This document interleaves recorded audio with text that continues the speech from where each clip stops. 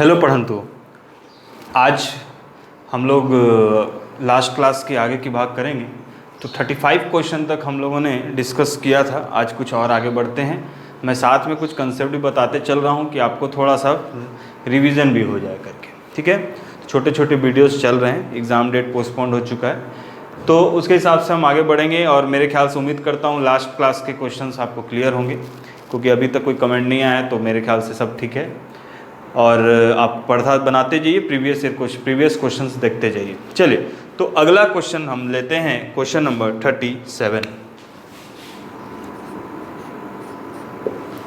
Question है कि एक तार है जिसमें 8 घुमाव हैं, यानी कि अ वायर हैजिंग 8 टर्न्स, यानी नंबर ऑफ टर्न्स दिया हुआ है 8। और दूसरा बोल रहा है कि what is the magnetomotive force, चुंबकत्व वाहक बल एमएमएफ निकालना है, और करंट दिया है 3 ampere.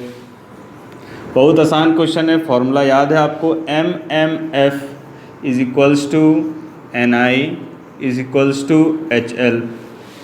Magnetic field intensity, number of turns, current, length of conductor. तो ये तीनों ये रिलेशन आप याद रखिए।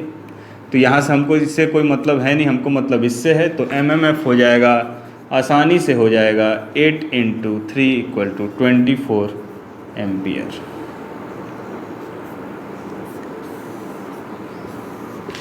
बहुत इजी क्वेश्चन था, फॉर्मूला याद रहेगा तो बन जाएगा। तो आप ये रिलेशन भी याद रखिएगा। एचएल अगर इंटेंसिटी पूछता है तो वहाँ से बन जाएंगे। चलिए, क्वेश्चन नंबर 38 बहुत अच्छा क्वेश्चन है और इससे रिलेटेड बिल्कुल क्वेश्चन लड़ेगा। क्वेश्चन ये कहता है कि if R1 and R2 respectively the filament resistance of 200 watt bulb and 100 watt bulb designed to operate on the same voltage, then अब R1 R2 दो अलग अलग बल्ब का रेजिस्टेंस दिया हुआ है, ठीक है। तो हम यहाँ जानते हैं कि यहाँ से एक चीज़ है कि वोल्टेज सेम है। जब वोल्टेज सेम है तो ऑटोमेटिकली क्या होगा, रेजिस्टेंस क्या हो जाएगा, कम होगा। वोल्टेज सेम है तो रेजिस्टेंस क्या होगा, कम होगा। क्वेश्चन नंबर किस में है हम, 38 में। हाँ, तो यहाँ पर बोल रहा है कि क्या सेम वोल्टेज पर है, तो R1 R2 respectively the filament of resistance 200 watt bulb and 100 watt bulb designed to operate on the same voltage, same voltage पे काम करने के कारण, तो यहाँ पर क्या हो जाएगा, वोल्टेज सेम है इसलिए रेजिस्टेंस कम है, और रेजिस्टेंस कम है इसका मतलब ये है कि करंट ज़्यादा होगा। तो बोलने का मतलब है कि, तो पूछ रहा है R1 R2 का दुगना होगा, R2 R1 का दुगना होगा, तो ऑफकोर्स उल्टा होगा, R2 R1 का दुगना होगा। Question number 38, R2 is greater than R1। Relation से भी निकाल सकते हैं, I = V/R से, यहाँ से भी निकाल सकते हैं, और P = हमको पता है क्या होता है, VI। तो इससे भी सॉल्व करेंगे। तो हमको याद रखिएगा, वोल्टेज सेम है तो ऑटोमेटिकली P = क्या होता है, VI। तो जो चेंज होगा करंट में ही चेंज होगा, ठीक है। जो चेंज होगा किस में होगा, करंट में ही चेंज होगा, क्योंकि वोल्टेज सेम है। तो वोल्टेज सेम है तो रेजिस्टेंस क्या होगा, कम होगा, और करंट क्या होगा, ज़्यादा होगा, ठीक है। तो करंट ज़्यादा होगा तो रेजिस्टेंस कम होगा, इसी के हिसाब से बदल जाएगा। तो दूसरे वाला में पावर कम है तो उसके हिसाब से चेंज करेंगे, तो R2 की वैल्यू क्या हो जाएगी, दुगनी हो जाएगी। चलिए, क्वेश्चन नंबर 39 पूछ रहा है 220 वोल्ट की आपूर्ति में, 220 वोल्ट की आपूर्ति में, सेम क्वेश्चन है जो इसके पहले बनाए हम लोग। आपूर्ति में 40 विद्युत बल्ब श्रृंखला में जुड़े हुए हैं, 40 bulbs are connected. Same question है, 40 bulbs are connected in series, और बोल रहा है कि एक बल्ब फ्यूज़ हो गया तो क्या प्रभाव पड़ेगा। तो जब बल्ब फ्यूज़ होगा तो बल्ब फ्यूज़ होने के कारण क्या होगा कि 40 बल्ब फ्यूज़ हो गया, यानी कि टोटल अभी बल्ब कितने हैं, 39। अब ये सीरीज़ में कनेक्टेड हैं। जैसे ही आप बल्ब कम हुआ तो करंट बढ़ा, यानी कि रेजिस्टेंस वोल्टेज सेम है तो करंट, वही बात है, वोल्टेज सेम, रेजिस्टेंस कम तो करंट ज़्यादा। तो वोल्टेज सेम, रेजिस्टेंस कम, यानी कि करंट क्या हो जाएगा, ज़्यादा। तो सबसे ज़्यादा किस में हो जाएगा, 39 में। तो 39 में करंट ज़्यादा फ्लो होगा, और 39 में करंट ज़्यादा फ्लो होगा तो इल्यूमिनेशन भी ज़्यादा होगा। ठीक है, तो 39 में अधिक होगा एज़ कंपेयर टू 40। तो ऑप्शन बी हो जाएगा, 40 की तुलना में 39 बल्बों में अधिक। चलिए आगे बढ़ते हैं। पूछ रहा है हीटर का तार बराबर लंबाई में, question number 40, question number 40, question number 40, ध्यान से देखिए, आप अपने क्वेश्चन निकाल सकते हैं। हीटर का तार, या जिसके पास नहीं वो सुनिए क्वेश्चन को। हीटर का तार बराबर लंबाई के दो भागों में कट जाता है। ठीक है, एक कोई भी कॉइल है जिसको दो भाग में बांट दिया है, उनमें से एक का उपयोग हीटर में किया जाता है, और मूल कॉइल द्वारा इस आधे कॉइल द्वारा उत्पादित ऊष्मा का अनुपात निकालना है। क्या बोल रहा है, heater coil is cut into 2 equal length. एक कॉइल है जिसको 2 इक्वल लेंथ में क्या कर दिया जा रहा है, बांट दिया जा रहा है। ठीक है, और बोला जा रहा है कि एक उसमें से हीटर के लिए यूज होता है। तो पूछ रहा है the ratio of heat produced by the half of the coil to original coil, यानी कि जो आधा कॉइल को हम लोग लिए हैं, निकाले हैं, इसका हीट टोटल जो है उसके हीट के कितना अनुपात होगा। तो हीट का फॉर्मूला हम जानते हैं क्या होता है, हीट का, ऊष्मा का फॉर्मूला हमको पता है, H equal to V square upon R T. H equal to होता है V square upon R T, ये हम जानते हैं हीट का फॉर्मूला।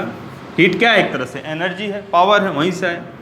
तो हीट का रिलेशन अब पूछ रहा है, देखो वायर कट गया, यानी कि लेंथ ऑफ वायर कितना था, मान लो x था, तो रेजिस्टेंस भी लगभग उसी के प्रोपोर्शनल होगा। जब लेंथ को आधा कर दिए तो रेजिस्टेंस भी क्या हो जाएगा, आधा हो जाएगा। तो जहाँ r था, अब न्यू रेजिस्टेंस कितना हो जाएगा, V square upon R by 2 into T. 2 को ऊपर ले जाओ तो हो जाएगा आपको क्या, 2 V square upon R T. H क्या हो जाएगा, V square upon R T. अब देखो पुराना आर और नया आर का रेशियो क्या हो जाएगा, नया आर ये हो गया और पुराना आर ये था, तो रेशियो क्या हो जाएगा, दोनों को डिवाइड करेंगे तो ये कैंसिल हो जाएगा और रेशियो हो जाएगा 2:1। याद रखिएगा, हीट से रिलेटेड एक क्वेश्चन आएगा ही आएगा। तो याद फॉर्मूला रखना है, करंट का रिलेशन पूछेगा तो H equal to I square R T. अगर वोल्टेज का रिलेशन पूछता है तो H equal to R V square upon R T. ठीक है, तो कुछ नहीं करना है, जो वैल्यू है उसको पुट कर देना। सिंपल क्वेश्चन पूछा कि इसको आधा काट दिए, आधा काटने के वायर को आधा काट दिए और आधा से हीटर के कॉइल को यूज़ किए और आधा को छोड़ दिए। पूछ रहा है कि जो हीटर के लिए यूज़ किए उसका अनुपात किसके साथ, कुल के साथ। तो कुल का फॉर्मूला तो ये हो गया H equal to V square upon R T, और पुराना नया क्या हुआ, H स्टार मान लेते हैं। तो जहाँ R होगा, जब लंबाई आधी होगी तो रेजिस्टेंस भी क्या हो जाएगा, आधा हो जाएगा। पढ़े हैं resistance is directly proportional to R, समानुपाती होता है किससे, लंबाई से, तो ये भी आधा हो गया, तो ये दुगना हो गया। तो रेशियो क्या हो गया, 2:1। रेशियो क्या हो गया, 2:1। क्वेश्चन नंबर 40 का आंसर हो जाएगा ए। 40 का आंसर हो जाएगा ए। चलिए यहाँ तक नोट कीजिए, फिर आगे बढ़ते हैं। क्वेश्चन नंबर 41,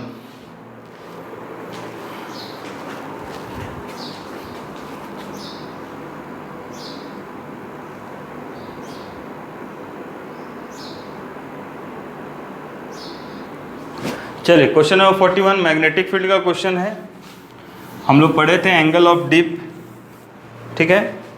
तो पूछ रहा है कि नमन कोण की बारे में बात कर रहे हैं, यानी एंगल ऑफ डिप। फॉर्मूला जानते हैं, क्वेश्चन नंबर 41 हम फॉर्मूला जानते हैं एंगल ऑफ डिप का, नमन कोण का, tan डेल equal to B V by B H. B क्या है, magnetic field in vertical direction और magnetic field in horizontal direction, यही था। चलिए अब क्या पूछ रहा है वो देखो। बोल रहा है कि एक किसी पर्टिकुलर स्थान पर horizontal component of earth magnetic field, horizontal component यानी कि वी एच जो है √3 टाइम्स द वर्टिकल कंपोनेंट। तो VB जो है वो हॉरिजेंटल कंपोनेंट का √3 टाइम्स है। हो गया, क्वेश्चन बन गया। तो tan del क्या हो गया? बहुत आसान क्वेश्चन है जी। नहीं बना है कोई बात नहीं, समझ लीजिए, इस तरह के क्वेश्चन तो बन जाएंगे आपसे। एंगल ऑफ डिप से क्वेश्चन आएगा ही आएगा, एक क्वेश्चन न्यूमेरिकल बनेगा, तो ये याद रखना चाहिए। तो पुट कर दो वैल्यू, BB का वैल्यू लिख सकते हैं हम लोग। क्या हमको क्या पूछ रहा है?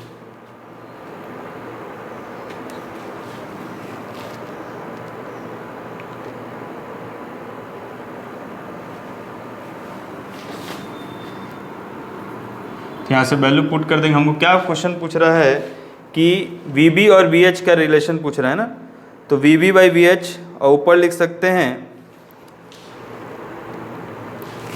तो नीचे हो गया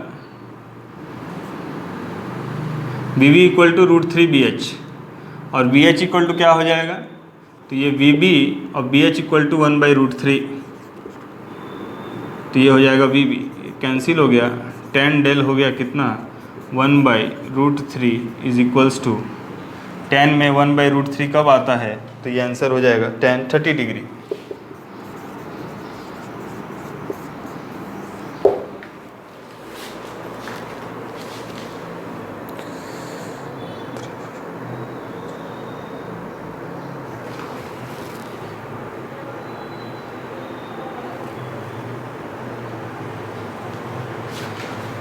यहाँ तक नोट कर लीजिए, क्वेश्चन नंबर 41 हो गया। अब हम आगे बढ़ते हैं, क्वेश्चन नंबर 45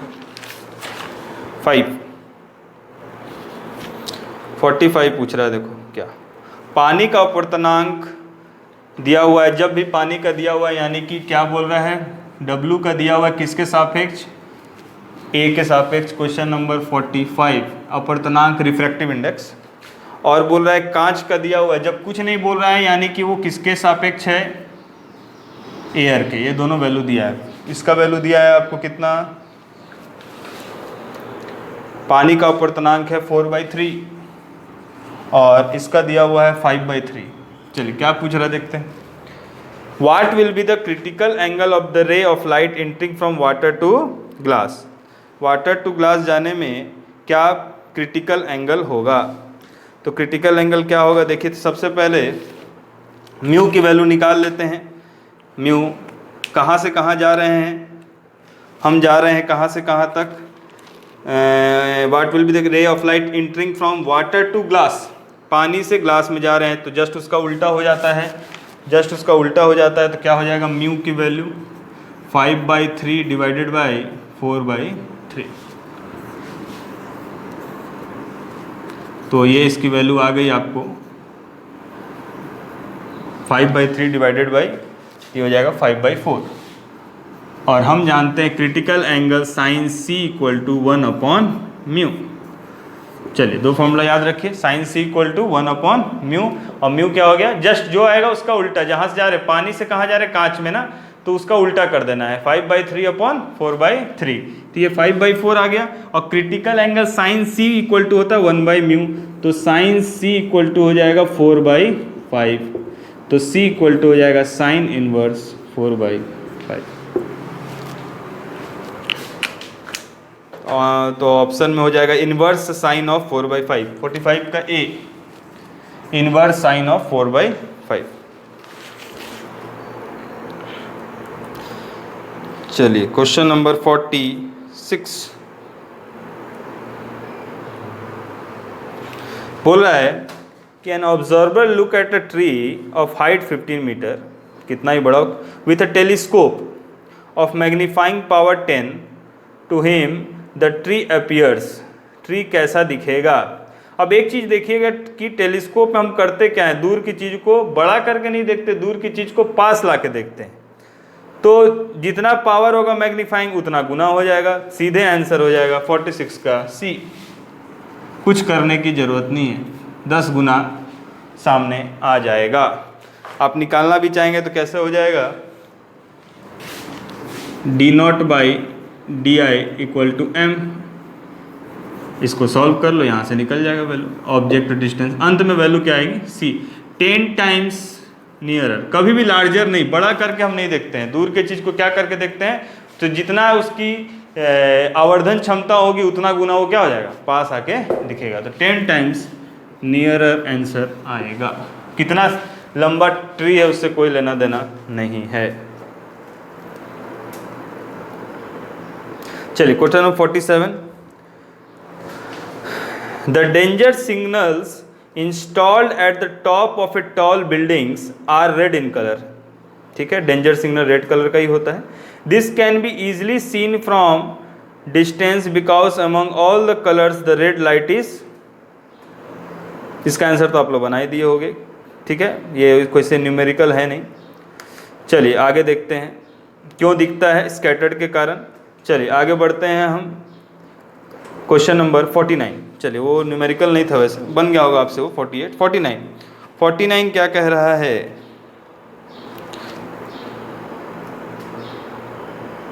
एक क्वेश्चन छूट गया बीच में। 47, the magnifying power of N astronomical telescope for relaxed vision. Relaxed vision मतलब नॉर्मल विजन, सामान्य दृष्टि 16 है। On adjusting the distance between objective and eye lens is 34 centimetre. दोनों के बीच की दूरी कितनी है, 34 सेंटीमीटर। तो focal length of objective and eye lens पूछ रहा है। चलिए हम तो जानते हैं पहली बात एस्ट्रोनॉमिकल टेलीस्कोप का मैग्नीफाइंग पावर कितना होता है। क्वेश्चन नंबर 47, हम जानते हैं मैग्नीफाइंग पावर ऑफ टेलीस्कोप कितना होता है, f0 upon fe, where focal length of objective अविदृश्यक और ये नेत्रिका का fe। ठीक है, ये वैल्यू दिया हुआ है 16।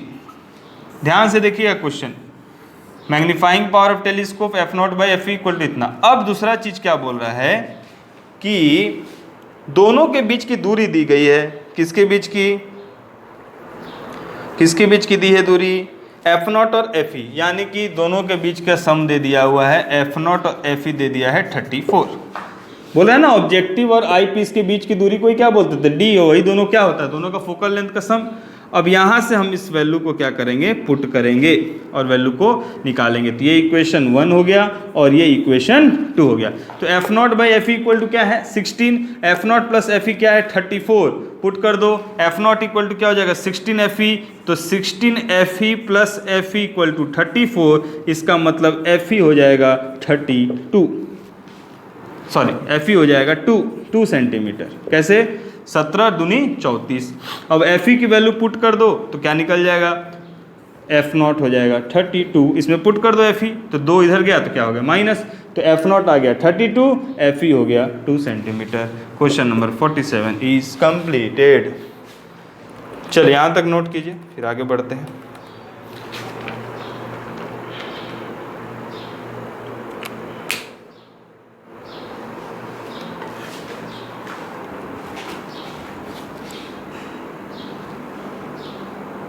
जब मैं आसान बोलता हूँ जिससे नहीं बनता तो बोलता सर आपके लिए आसान है या और लोगों के आसान हो सकता है, किसी के लिए टफ भी हो सकता है, ऐसा नहीं है, सब क्वेश्चन सबसे नहीं बनता। बोल रहा है कि एक आदमी ने आँख का परीक्षण करवाया, चेक कराने गया था, ड्रॉप डाला गया।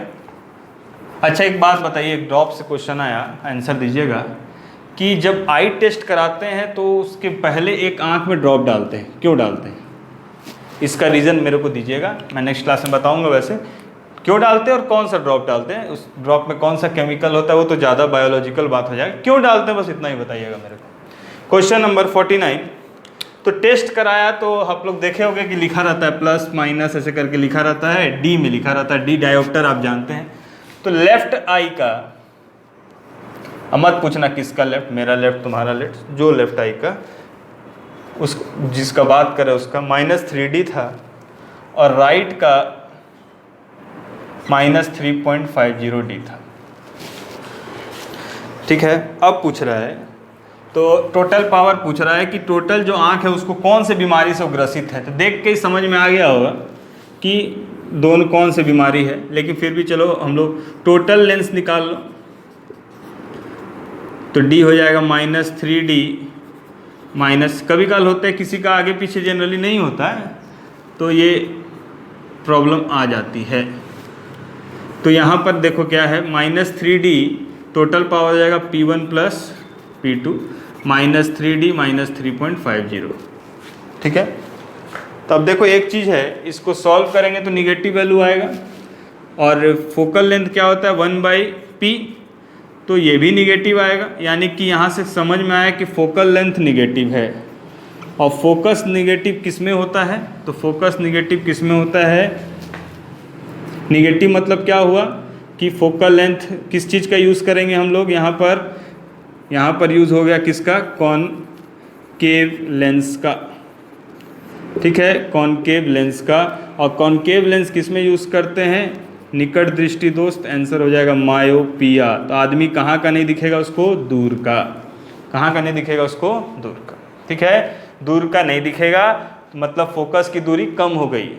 फोकस जहाँ होना चाहिए वहाँ ना होके दूर पास आ गई। फोकस दूरी कम होना तो दूर का नहीं दिखना। तो बीमारी का नाम हो गया निकट दृष्टि दोष, इंग्लिश में इसको बोलते हैं मायोपिया। ठीक है, याद रखिएगा निकट दृष्टि दोष का निकट क्यों बोलते हैं, पढ़ा चुका हूँ ह्यूमन आई में। निकट दृष्टि दोष का मतलब होता है फोकस लेंथ छोटा पड़ गया, निकट आ गया। ठीक है, माइनस में आ गया, फोकस से सामने आ गया। तो माइनस जब भी आएगा तो कौन सा लेंस यूज करते हैं, कॉनकेव लेंस। ठीक है, चलिए क्वेश्चन नंबर 53।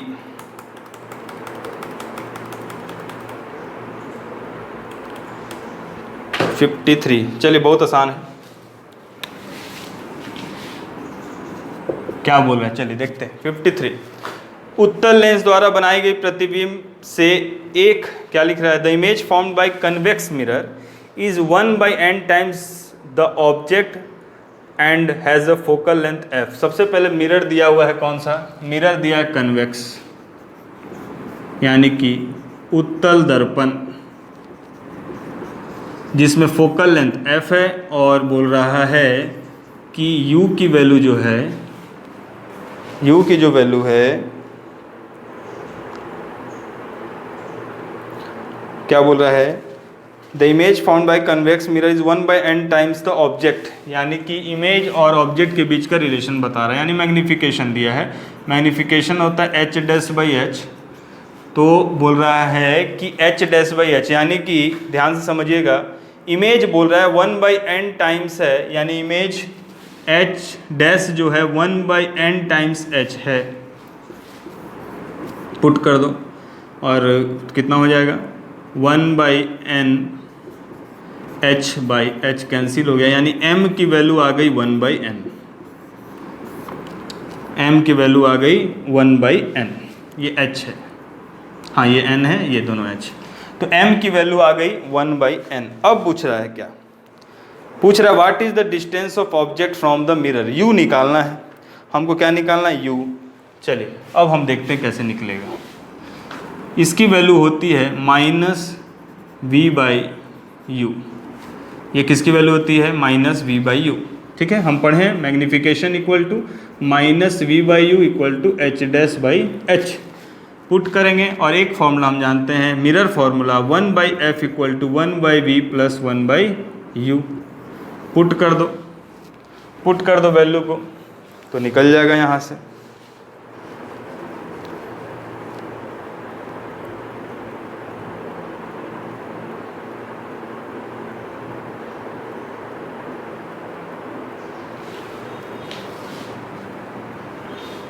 यहाँ से वैल्यू को पुट कर दो, आप लोग इसके आगे सॉल्व करो और आंसर बताना मेरे को। तो आराम से वैल्यू को पुट करो और आंसर निकालो। ठीक है, तो u कौन सा मिरर बोल दिया, दर्पण बोल दिया है, उत्तल, तो u निगेटिव हो जाएगा, उसको पुट करो और वैल्यू को निकालो। चलिए पॉज करके ये करो, सॉल्व करो उसको, वीडियो को पॉज करके उसको सॉल्व करो।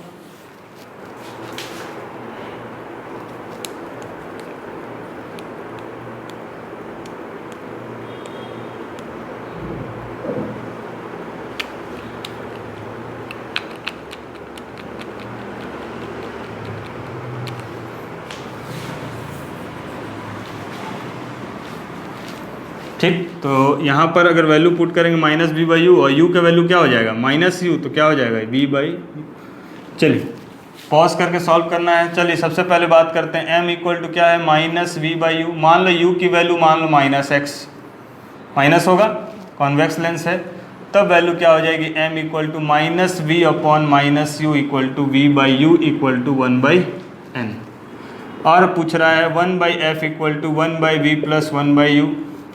ठीक है, अब यहाँ पर पुट करना है हमको वैल्यू, तो 1/f इक्वल टू हो जाएगा, हम लिख सकते हैं 1/u की वैल्यू क्या लिख सकते हैं हम लोग, यहाँ से हमको किसकी वैल्यू निकालना है, देखो u के टर्म्स में दिया हुआ है, n के टर्म्स में दिया हुआ है, और इसके वैल्यू को नोट करो तो आ जाएगा किससे डिवाइड करें तो सीधे वैल्यू निकल जाएगी,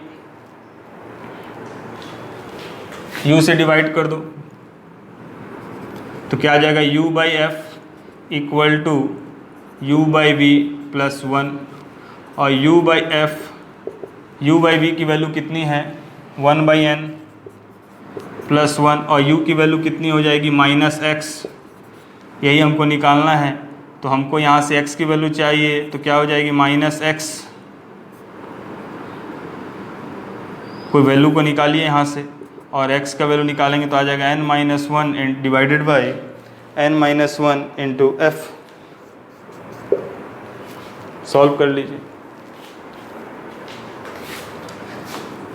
याद रखिएगा इस क्वेश्चन में कि हमको u की वैल्यू को माइनस पुट करना पड़ेगा, जहाँ जहाँ u की वैल्यू है वहाँ माइनस पुट करिए, और अगर नहीं बनता है माइनस में तो u का वैल्यू x मान लीजिए। तो जहाँ जहाँ u की वैल्यू, जैसे यहाँ u का वैल्यू है तो यहाँ भी माइनस, तो ये माइनस आ गया, और ये माइनस आ गया तो यहाँ सॉल्व करो तो माइनस एक्स, इसको क्या लिख सकते हैं -1 plus n divided by n, और यहाँ से क्या किसकी वैल्यू है ये f, तो ये हो जाएगा हमारे पास क्या, f की वैल्यू यहाँ पुट कर दो, यहाँ से वैल्यू निकल जाएगा। तो ऑप्शन क्या क्या दिया हुआ है,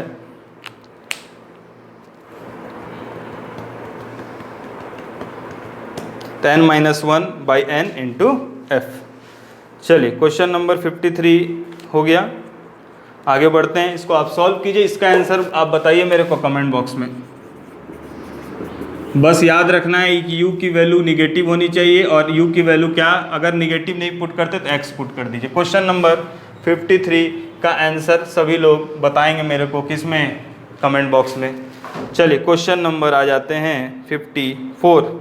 चलिए बोल रहा है 1 मीटर घन के विपरीत सतह के बीच प्रतिरोध 1 ओम पाया जाता है, यानी कि the resistance between the opposite faces of 1 metre cube is found to be 1 ohm. जितने एक क्यूब है, 6 कोना है उसके, सबके सतह पर 1 ओम का रेजिस्टेंस है, दो अपोजिट फेस के बीच में 1 ओम का रेजिस्टेंस है। बोल रहा है कि अगर लंबाई को 2 गुना बढ़ा दिया जाता है, 2 मीटर बढ़ा दिया जाता है, और वॉल्यूम सेम रहता है तो रेजिस्टेंस कितना होगा। Question number 54। ठीक है, अब देखो वॉल्यूम क्या होता है, length into area, length into area. अब क्या बोल रहा है कि लेंथ को 2 मीटर क्या करते हैं, बढ़ा दे रहे हैं, लेंथ को 2 मीटर बढ़ा रहे हैं, लेकिन वॉल्यूम क्या है, सेम है, वॉल्यूम क्या है, सेम है। तो लेंथ को 2 मीटर बढ़ाते हैं तो वॉल्यूम तो क्या होगा, वॉल्यूम तो सेम रहेगा, लेकिन एरिया फिर उतना कम हो जाएगा, एरिया उतना ही क्या हो जाएगी, कम हो जाएगी। तो 2 मीटर तक बढ़ाते हैं तो उसी के हिसाब से एरिया क्या हो जाएगी, एरिया उतना ही क्या हो जाएगा, घट जाएगा। अगर मान लो कि 2 गुना बढ़ा तो सब लेंथ 2 गुना बढ़ा, यानी कि 2 टाइम्स हो गया, यानी कि हम लिख सकते हैं कि लेंथ दुगना हो गया तो एरिया क्या हो जाएगी, आधा। तो अब इसके हिसाब से रेजिस्टेंस इक्वल टू होता है रो एल बाई ए। रो तो कांस्टेंट है, लेंथ और एरिया में टेंशन है, तो लेंथ एल ए हो गया और ए हो गया कितना, एरिया आधी हो गई, एरिया आधी हो गई।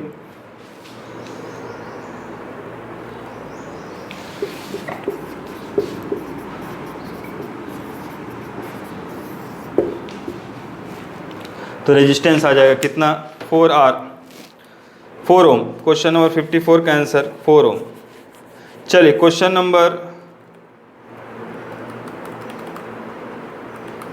नंबर आते हैं हम 55 हो गया 55। 55 में एक डायग्राम बनाया, यहाँ तक नोट कीजिए फिर आगे बढ़ते हैं।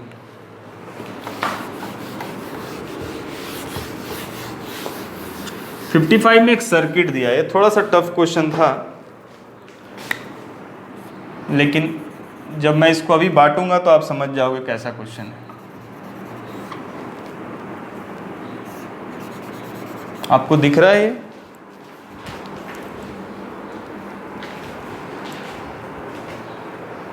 ये ए पॉइंट है, ये बी पॉइंट है,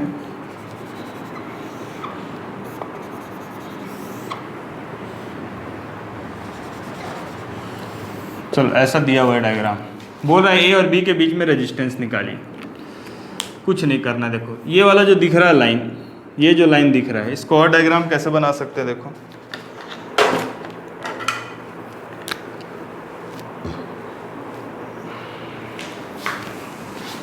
इसको नीचे ले आओ, ये तो ऐसे ही रहेगा, ये भी ऐसे ही रहेगा, ये भी ऐसे ही रहेगा। बस क्या करेंगे, ये जो बीच वाला है उसको लेके हम यहाँ लेके लिख सकते हैं, ठीक, बात वही रहेगी। ये यहाँ रहे चाहे इधर से रहे, कोई मतलब नहीं है।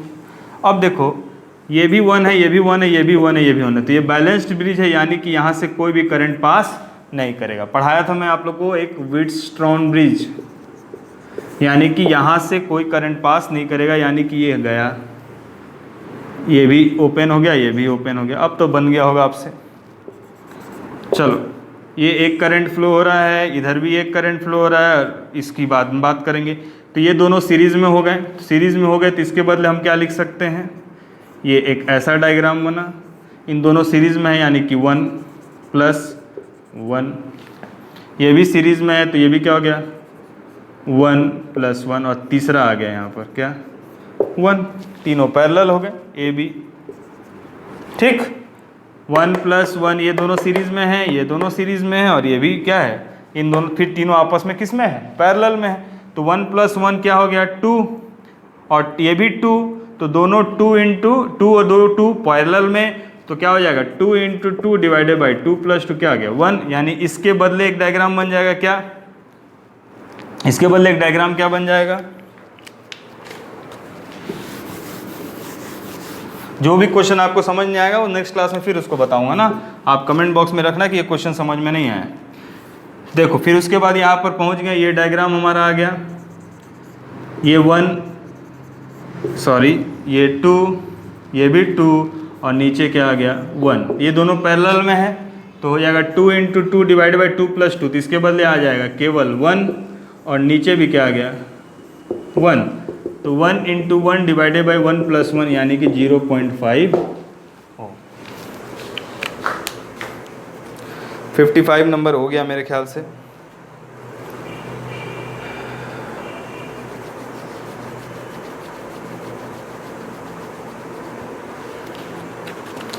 नोट कर लीजिए इसको।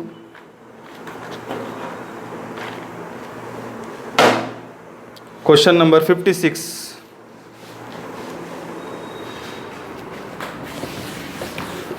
क्वेश्चन नंबर 56 बहुत इंपॉर्टेंट है। 56 सब उसी तरह के क्वेश्चन है। बोल रहा है A material B has twice the specific resistance of material ए।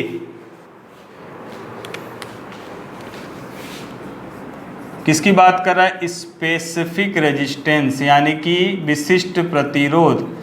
रो ए है वो 2 टाइम्स रो बी है, रो ए है वो 2 टाइम्स रो बी है। बोला है ना कि B has twice the specific resistance of A से दुगना है बी। दूसरा बोल रहा है कि उस a circular wire made of B से बना हुआ एक तार जिसका व्यास डायमीटर ए से 2 गुना है, यानी कि डायमीटर भी वैसे ही है, डी ए = 2dB। ठीक है, चल यही क्वेश्चन दिया हुआ है, बन गया क्वेश्चन। पूछ रहा है 2 तारों के समान प्रतिरोध होने के लिए उनकी संबंधित लंबाई का अनुपात LA/LB निकालिए। बोलना चाह रहा है कि दोनों रेजिस्टेंस क्या हैं, बराबर हैं, RA = RB। तो पूछ रहा है लेंथ में क्या अंतर आएगा। LA/LB का अनुपात निकालना है। चलिए बनाते हैं इस क्वेश्चन को। तो फॉर्मूला क्या है, R equal to rho A L A area, rho A L A by area is equals to A rho B L B by area B. Area equal to होता है पाई आर स्क्वायर, ठीक है, पाई are square put करो, ये are हो गया। रो A L ए तो रहने दो, इसका हो जाएगा pi R A square, rho B L B pi R B square, ठीक है। लेकिन यहाँ रेडियस ना दे के क्या दिया, डायमीटर, चेंज कर दो। तो आर ए इक्वल टू हो जाएगा डी ए बाई टू, ठीक है, डी ए बाई टू। तो हो जाएगा, क्या लिख सकते हैं, rho A L A pi D A square by 4। Same इधर rho B L B pi D B square by 4। ये अभी क्वेश्चन कुछ नहीं किए, अब वैल्यू पुट कर दो। क्या बोल रहा है, रो ए इक्वल टू 2 रो बी है, तो रो ए इक्वल टू 2 रो बी, चाहे उधर पुट करो चाहे इधर पुट करो, काम बनना तय है। तो एक काम करो, दोनों को ही पुट कर दो, एक जगह पुट करो तो काम हो जाएगा। तो आर ए को रहने देते हैं, उधर पुट कर देते हैं। तो रो बी इक्वल टू क्या हो जाएगा, रो बी इक्वल टू हो जाएगा, इन दोनों को करो तो पाई पाई यहीं कैंसिल हो गया, पाई पाई यहीं कैंसिल हो गया। चलो आगे बढ़ते हैं।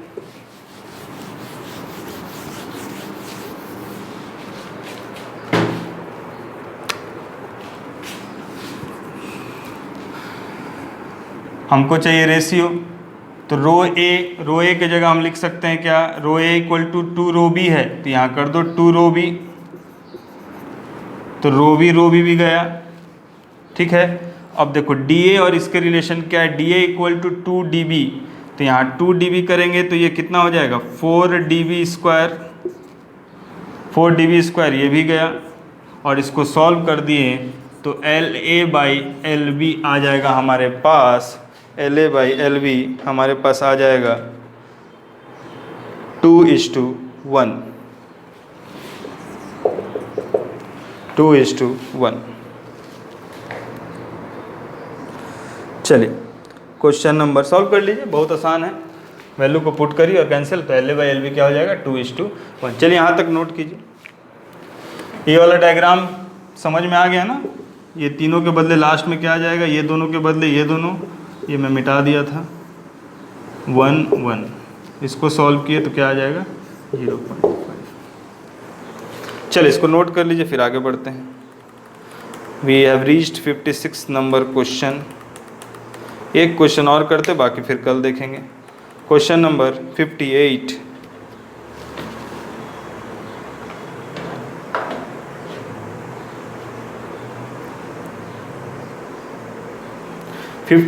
की तरह का एक क्वेश्चन ऑलरेडी कर चुके हैं। 58 का आंसर आप बताएं मेरे को, अगर सॉल्व करके कमेंट कर सकते हैं तो बेस्ट है। 58 में पढ़ा चुका हूँ, सेम क्वेश्चन फिर करना है, हीटर वाला क्वेश्चन है।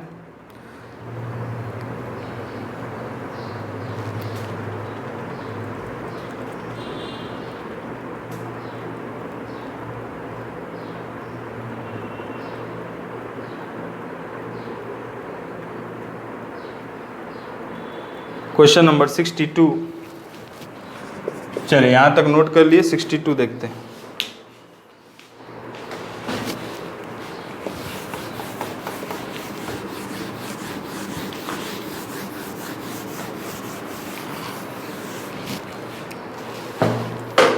बोल रहा है, ये कैमरा और लेंस का क्वेश्चन है। बोल रहा है कि f/2.8 स्थिति में कैमरा लेंस का अनावरण समय 1/200 सेकेंड है। तो याद रखिए एक्सपोजर टाइम, इसका फॉर्मूला होता है exposure time t proportional to होते हैं f नंबर का होल स्क्वायर। ये वैल्यू दिया हुआ है, ठीक है। और t को लिख सकते हैं T2/T1 इज इक्वल्स टू, क्या दिया हुआ है देखो, f नंबर दे दिया हुआ है कितना, f/2.8 सेकेंड, f/2.8 सेकेंड, और f की वैल्यू कितनी दी हुई है 5.6, तो वैल्यू हो जाएगी क्या 5.6/2.8 का होल स्क्वायर। f/2.8 दिया हुआ है और f/5.6 वैल्यू को पुट किए तो ये आ गया हमारे पास 5.6/28। ठीक है, डिवाइड करेंगे तो वैल्यू आ जाएगी। तो T2/T1 हो जाएगा कितना 2 का स्क्वायर, तो कितना हो गया 4। ठीक है, और T1 की वैल्यू दी हुई है कितना 1/200 सेकेंड, तो हो जाएगा T2 1/200 इक्वल टू 4। 200 ऊपर गया, इसको सॉल्व करेंगे तो 4/200 आएगा, और इसकी वैल्यू हो जाएगी 50 1/50 यानी 0.02 सेकेंड। चलिए यहीं तक रखते हैं मेरे ख्याल से, यहाँ तक आप नोट कीजिए, फिर आगे बढ़ते हैं। चलिए ये क्वेश्चन आप सॉल्व करिए, जो क्वेश्चन होमवर्क दिया हूँ उसको आप करिए, मेरे को कमेंट बॉक्स में बताइए। इसमें किसी क्वेश्चन में लगा कि आपको समझ में नहीं आया, आप कमेंट बॉक्स में लिखिए, कोशिश पहले अपने से कीजिए और कमेंट बॉक्स में लिखिए कि ये क्वेश्चन समझ में नहीं आया, तो क्वेश्चन को कल का जो क्लास होगा उसमें फिर बताऊंगा, रिपीट करूंगा। कल हमारा क्वेश्चन सीरीज खत्म हो जाएगा फिजिक्स का, फिर अगले चैप्टर का चालू करेंगे। चलिए यहाँ तक आप नोट करिए, और इससे रिलेटेड कोई डाउट होगा तो ज़रूर कमेंट कीजिए। चलिए धन्यवाद।